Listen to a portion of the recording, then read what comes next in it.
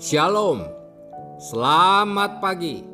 Sate pagi hari ini bertemakan Datanglah Kerajaanmu dari seri Doa Bapa Kami dengan subtema Warga Dua Kerajaan.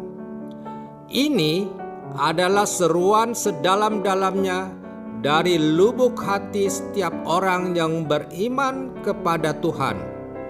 Karena kita sekaligus adalah warga dari dua kerajaan.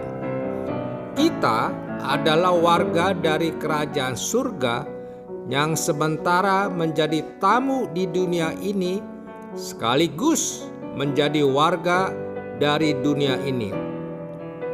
Kita memiliki kewargaan ganda. Kita adalah warga dari dua kerajaan, surga dan dunia.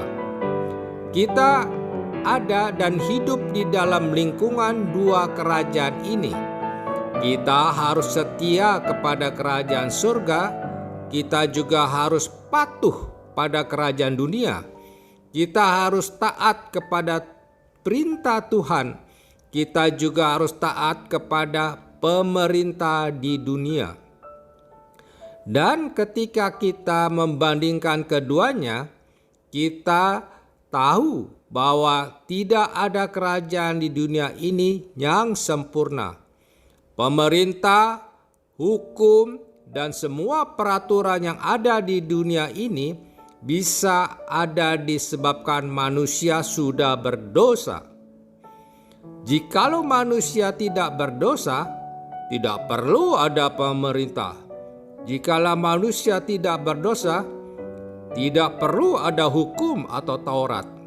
Tetapi pada waktu kita melihat pemerintahan dibutuhkan di dalam dunia ini, kita jangan lupa bahwa Tuhanlah yang harus menjadi raja di dalam hati kita.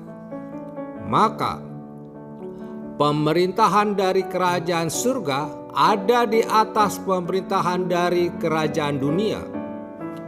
Di dalam buku ini mengenai hak asasi manusia, hak daripada kerajaan dan hak daripada pemerintahan ini mengatakan hak asasi manusia lebih tinggi daripada hak pemerintahan dunia, dan hak kuasa Allah lebih tinggi daripada hak asasi manusia. Urutan ini membuat kita mengerti struktur dari penguasaan di dalam alam semesta. Jikalau Allah tidak lebih tinggi daripada manusia, maka Dia bukan pencipta, Dia bukan penebus, Dia bukan raja atas dunia ini. Tetapi Allah adalah Tuhan semesta alam yang menciptakan segala sesuatu. Karena itu, Dia lebih tinggi dari segala sesuatu. Dengan demikian, kita memahami bahwa kuasa rakyat lebih tinggi daripada kuasa pemerintah. Tetapi kuasa Allah lebih tinggi daripada kuasa rakyat. Dengan urutan seperti ini, kita tahu bagaimana menempatkan diri di dalam dunia ini, di mana kita menjadi warga negaranya dan sekaligus menjadi warga negara surga. Di dalam kewajiban rangkap ini, bagaimanakah kita dapat mensinkronkan keduanya, mematuhi kehendak Allah sekaligus menaati pemerintahan dunia ini? Untuk ini kita memerlukan pengertian Alkitab. Kita memerlukan pengertian tentang kehendak Allah dan pengertian yang benar tentang urutan yang ditetapkan oleh Tuhan di dalam alam semesta ini. Semua kerajaan di dalam dunia ini akan hancur. Semua akan rusak dan binasa. Tetapi di dalam dunia ini ada sekelompok orang yang berkata, "Datanglah kerajaanmu." Saudara puas dengan pemerintah Indonesia? Tidak mungkin bisa puas. Sementara puas dengan pemerintahan Amerika?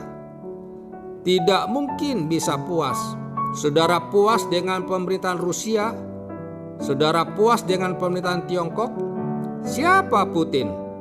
Siapa Obama? Siapa Saddam Hussein? Siapa Mao Zedong? Siapa Deng Xiaoping? Siapa Xi Jinping? Xi Jinping sudah membongkar 80 gereja, menghancurkannya sampai ke dasar.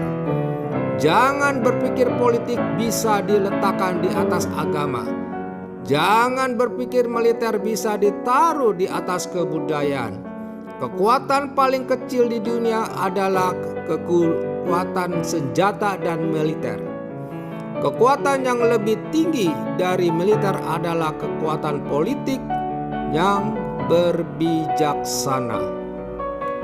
Kekuatan yang lebih tinggi dari politik adalah kebudayaan yang menghasilkan bijaksana. Kekuatan yang lebih besar daripada kebudayaan adalah kekuatan agama yang bersandar pada Tuhan. Agama, kebudayaan, politik, dan militer, inilah 4 tingkatan yang paling berpengaruh dan tidak pernah bisa diubah, dan masih ada ekonomi di tingkat lebih rendah lagi. Apa maksudnya kerajaan Allah datang? Ini berarti kuasa Allah dinyatakan sehingga kehendak Allah ditaati, kehendak Allah dilakukan. Mengapa kita mengharapkan datangnya kerajaan Allah? Karena dunia ini bukan rumah kita, dan kerajaan di dunia ini juga bukan kerajaan yang sempurna. Itu sebabnya di hadapan Pilatus, Yesus berkata, "Kerajaanku bukan dari dunia ini."